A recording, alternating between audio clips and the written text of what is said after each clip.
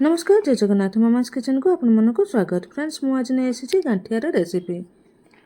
Ganthiya recipe प्रस्तुत करने पूर्व मोर गोटे अनुरोध, मोर ये रेसिपी जदि आपन को पसंद आसे आपण लाइक शेयर सब्सक्राइब करेंगे।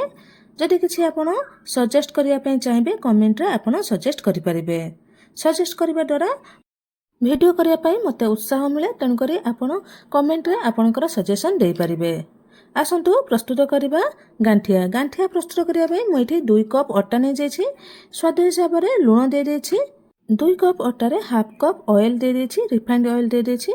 खास्ता करने देखंतु एहीपरि सब मिसेकी खास्ता कर नेबे। भल भाव में मिसाई नेबे। देखंतु मिसाई सारिबा परे हमर किपरि मुठा कले मुठा हो जाउछि। आपण एहीपरि मुठा करि परिले आपण जानिबे जे खास्ता भल भाव में हेछि।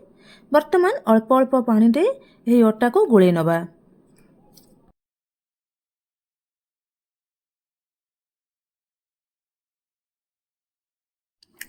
देखंतु एहीपरि आपण अल्प अल्प पानी दे गुळे नेबे। एठी हमर गोटे अटा चकटा हो जाइछि। वर्तमान एही अटा चकटा को मु 2 भाग कर नेछि गोटे छुरी माध्यम रे। आपण एहीपरि 2 भाग कर नेबे। जदि आपनक पाखरे बेलना पटा बड़ रही आपण करबा किछि आवश्यक नाही। आपण एहीपरि बेली पारिबे, किंतु मो पाखरे बेलना पटा छोट थिला, तेन कर मु से बेलना पटा करूथिले जेहेतु मु 2 भाग करी बेली नेछि।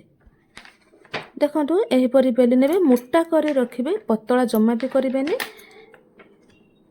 रुटीर मोटा हाफ इंच पाखापाखि रहिबो, हाफ इंच रु टिके कम रहिबो। देखंतु एठी बेली सारिबा परे मु देखो स्क्वायर साइज रे काटि नेछि। आपण जति रेक्टेंगल साइज रे काटि परिबे, किंतु राउंड शेप रे रखिबे नाही। एहीपरि काटि नेबे। काटि सारिबा परे देखंतु एहीपरि लंबा लंबा करी काटि नेबे। लंबा करी काटि सारिबा परे देखंतु एहीपरि साइड रु पुनी काटि नेबे। आपण चाहिले अलगा साइज रे मध्य करि परिबे, किंतु गांठिया हमर मार्केट रे एहीपरि साइज रे मिले, तेणु करी मु एहीपरि साइज रे करि नेछि। आपण चाहिले आपण अलगा साइज रे मध्य करि परिबे। देखंतु मु जेउ परि काटुछि सब सही परि काटि नेबे। देखंतु गांठियार मोटा एहीपरि रहिबो। आपण रोटी बेलिया बेले एहीपरि मोटारे आपण रोटी बेलिबे। बेली तापर काटि नेबे। वर्तमान कढ़ई गोटे बसे नबा गैस रे। गैस रे कढ़ई बसे सेठरे किछि रिफाइन ऑयल दे देबा। रिफाइन ऑयल मीडियम गरम हे जिबा परे सेठरे काटि रखिथिबा गांठिया को दे देबा।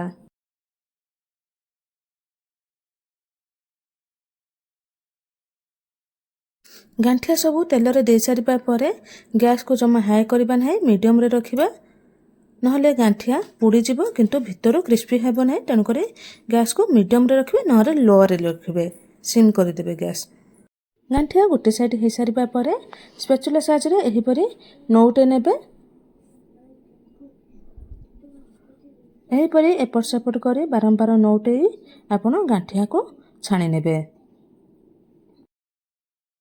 देखंतु गांठिया पकेबारे बा तेल रे गांठिया पकेबारे 7 रु 8 मिनिट हे गलानी। एठी हमर गांठियार कलर चेंज हे आसलानी, ब्राउन कलर हे गलानी।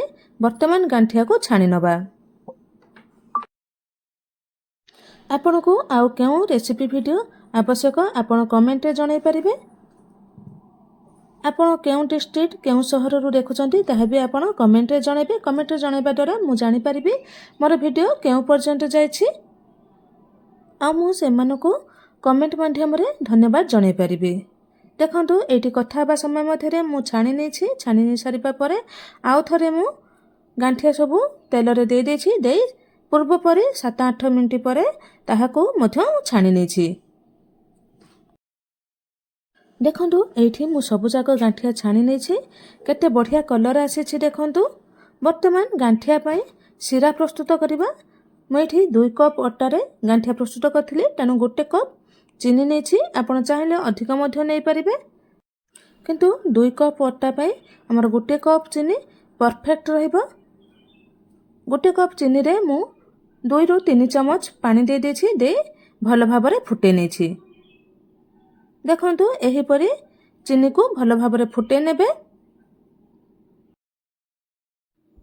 देखंतु चीनी फुटी सारिबा परे हाथ रे चेक करिबे, जेमिति टिके चिपचिपा लागिबो, ताहले आपण जानिबे जे हमर पाक भल भाबरे हे जाइछि। देखो ये आमर शिरार कलर चेंज हो जाए हाथ को चिपचिपा लगुच यही समय आम गांठिया को पकई नवा क्षमा करेंगे हाथ को चिपचिपा लगिबार भिडटी सुट हो पारे ना किंतु आपण हाथ को चिपचिपा लगे आ गोटे तार शिरा हेब सही टाइम रे आपण गांठिया को पकई नेबे पकईकी एहीपरी भल भाव मिसई नेबे शिरा गरम थिबा अवस्था रे आपण गांठिया को भल भाव मिसई नेबे मिसई सारिबा परे 10 रु 15 मिनिट छाड़ी देबे देखिबे गांठियार जो परी ऊपर धला धला सब शिरा लागि थाए चीनी सुखिकी लागि सुखिला चीनी कहि परिबे जो पर लागि थाए सही परी हे जिवो देखंतु एठी 10 रु 15 मिनिट परे मु देखाउछि देखंतु केउ परी हमर शिरा गुड़ी को गांठिया उपरे लागि जाइछि मार्केट रे मिलुथिबा गांठिया परी परफेक्ट हेछि देखंतु केते बढ़िया कलर आछि बढ़िया देखा जाउछि हमर प्रस्तुत हे गला गांठिया आपण एही परी गांठिया प्रस्तुत करी आपण मास मास रखी स्टोर करी आपण खाई परिबे किछि भी खराब हेबो नाही आपण गोटे एयर टाइट कंटेनर रे रखि नेबे मासेरु 2 मास आपण एही परी एही गांठिया को आपण रखी खाई परिबे